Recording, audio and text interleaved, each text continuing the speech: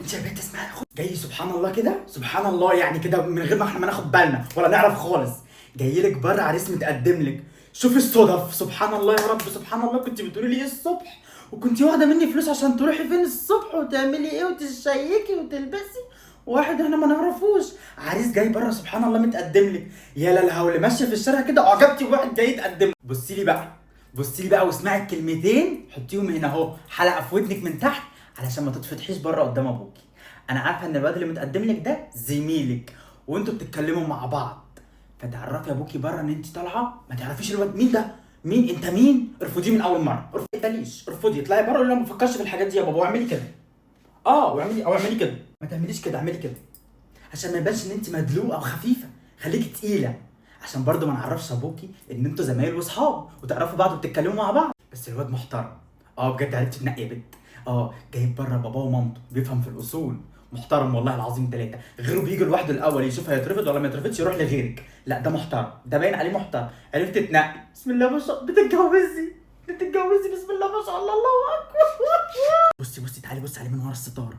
بصي ده جاي محترم ازاي. بصي جايب ايه معاه؟ جايب جاتوه. جايب جاتوه بتاعت بسبوسه، مش زي اللي جه السنه اللي فاتت كان شرابه مقطوع وقلت لي بحبه. خدي تمسكي الصينيه كويس، الصينيه ما عليهاش غير 3 كوبايات، اوعي واحده منهم تتكسر اكسر رقبتك. تطلعي بره وتقدمي لمامته هو الاول، مامته بعد كده باباه بعد كده هو، ما تدلوش هو الاول. انت سامعه ولا لا؟ يلا. وعارفه لو الكوبايه اتكسرت انا مطلعهم من نيش. يلا بسرعه واعملي زي ما انا ما قلت لك، وانا جايه وراكي. احط بس عليا اي حاجه كده. ايه يا حاج؟ لا يعرفوا بعض منين؟ لا ولا شافوا بعض قبل كده خالص. هقول لك على حاجه، هو ممكن يكون شافها في المبنى الكبير ده اللي هو بتاخد فيه الدرس ده الانجليزي اللي بياخدوه بعد الجامعه، ده اسمه ايه؟ الكورس. ممكن يكون شافها في الكورس، او ممكن يكون شافها وهي بتشتري حاجات.